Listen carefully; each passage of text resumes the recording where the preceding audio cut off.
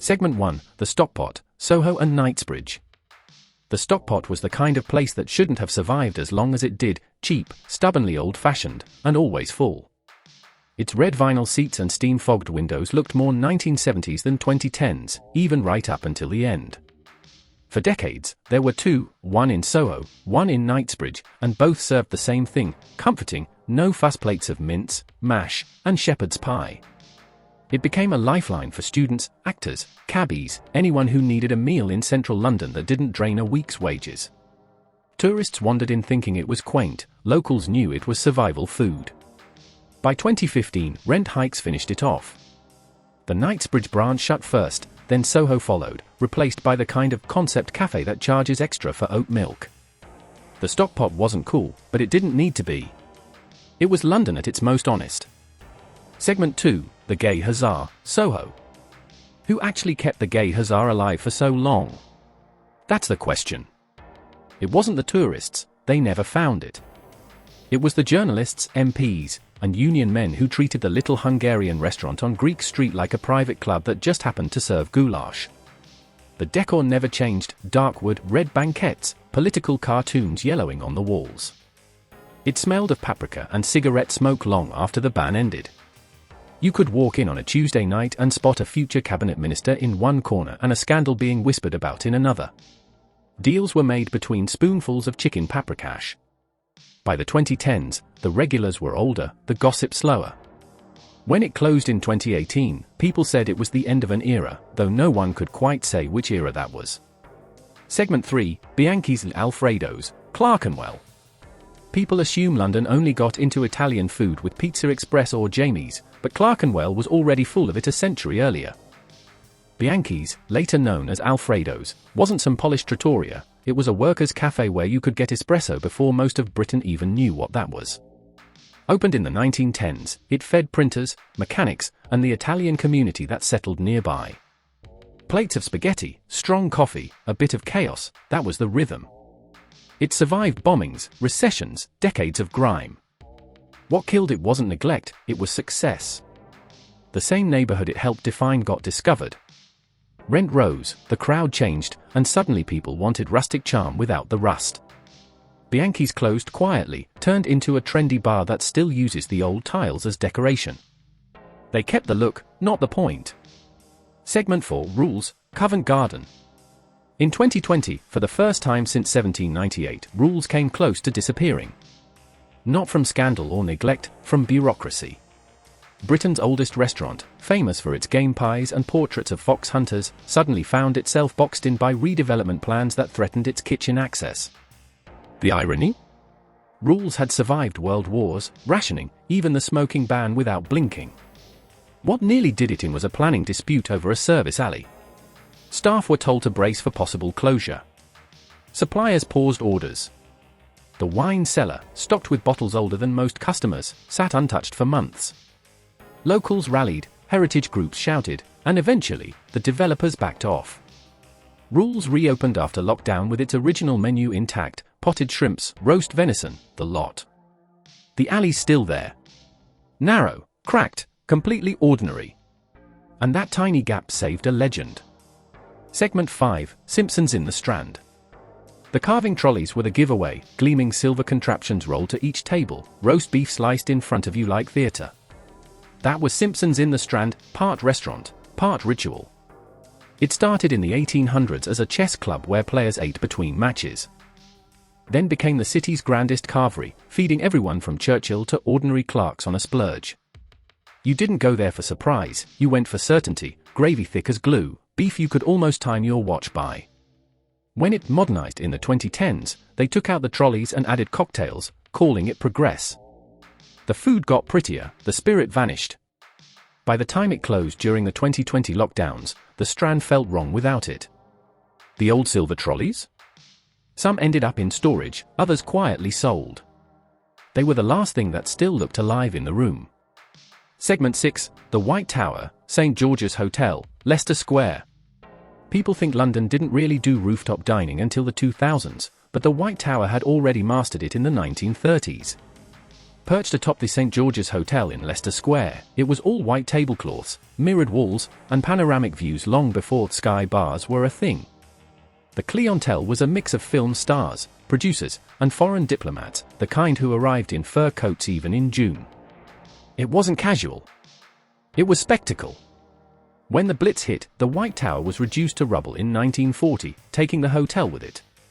No one rebuilt it, partly because Leicester Square was never quite that glamorous again. Wartime austerity killed the appetite for grandeur. For a decade afterward, you could still see a single archway from the rooftop ballroom, half buried in dust. It stayed there until the 50s, when developers finally leveled it.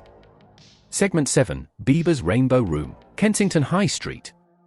If Studio 54 had been British, it would have been Bieber's Rainbow Room, except instead of New York disco excess, it was all velvet, leopard print, and soft lighting that made everyone look slightly famous. A restaurant in the traditional sense. It was a department store's fever dream made edible. People came less to eat and more to be seen, lounging under chandeliers shaped like palm trees, sipping champagne at 3 in the afternoon. The food barely mattered. It was the 1970s, avocado everything, prawn cocktails, and menus that read like dares. Somewhere between the mirrored walls and the flamingo murals, you forgot what you'd ordered. Then, almost as suddenly as it appeared, it vanished. Bieber went bankrupt in 1975, the Rainbow Room went dark, and the fittings were auctioned off. Even the palm chandeliers disappeared overnight. Segment 8, the Atlantic Bar and Grill, Piccadilly. People assume the 90s were all about sleek minimalism and sushi, but the Atlantic Bar and Grill was the opposite, loud, golden, and unapologetically chaotic. It sat in the basement of what's now Brasserie Zedel, and in its prime it was where London's fashion, music, and media worlds collided over martinis and cigars. You couldn't move for famous faces. Liam Gallagher, Kate Moss, even Tony Blair's crew before they cleaned up their image. It wasn't posh exactly. More like high-energy glamour, velvet booths, cigarette smoke that never cleared, and bartenders who looked like they could start a band at any moment. The food? Irrelevant. Nobody remembers it. They remember the room. Then the hype fizzled. The scene shifted east, Soho became the new cool, and the Atlantic closed quietly in 2007. Within a year, it was as if it had never existed. Segment 9, the Café Royal Grill Room, Regent Street. People always say the Café Royal was preserved, but that's not quite true. The building survived, yes, the grill room didn't. What made it famous wasn't just the gilded ceiling or the marble columns, it was the mix of people who sat beneath them. Oscar Wilde held court there, Winston Churchill dined there, and later, David Bowie retired Ziggy Stardust there in 1973 with Lou Reed at the next table. The air was heavy with gossip and cigarette smoke, the kind that could only exist in rooms where power and scandal overlapped. When the hotel was redeveloped in the 2010s, the grill room was technically restored, but most of the original fittings were ripped out and replaced. The gold leaf was redone, the mirrors reset, but the atmosphere never came back. The ghosts didn't bother returning. The chandeliers still sparkle, though. Segment 10, Quaglino's, St. James's, original 1929 to 1977. Why demolish something that was already perfect? That's the question people still ask about the original Quaglino's. The place was more than a restaurant, it was theatre. You descended a staircase so grand it felt like you were entering a movie set, tuxedos gliding past waiters in white jackets, the band striking up before you even reached your table. It opened in 1929 under Giovanni Quaglino, became a post-war playground for aristocrats, and somehow survived rationing, recessions, and changing tastes. Then in the late 1970s, it was gutted. Redevelopment, they said, as if that made sense. The sweeping staircase was ripped out. The dance floor disappeared. The new version, opened decades later, tried to copy the glamour with polished brass and dim lighting.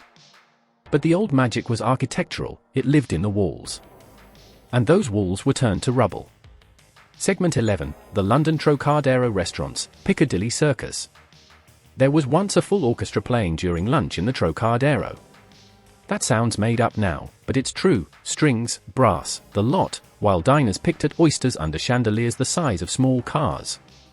Place opened in 1896, part restaurant, part entertainment palace. By the 1920s, it was London's showpiece, somewhere between a cruise liner and a cathedral. But depending on who you ask, it never quite knew what it wanted to be. Some sources say the restaurant closed for modernization in the 1960s. Others claim it limped along into the 70s, bits of it sectioned off for other uses. The truth gets messy.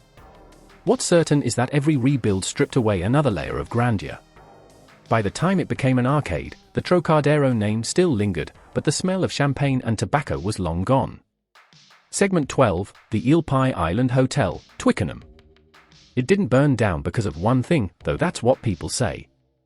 The Eel Pie Island Hotel was already falling apart by the time it caught fire in 1971. The building dated back to the 1800s, when it was just a genteel riverside retreat serving tea and sandwiches.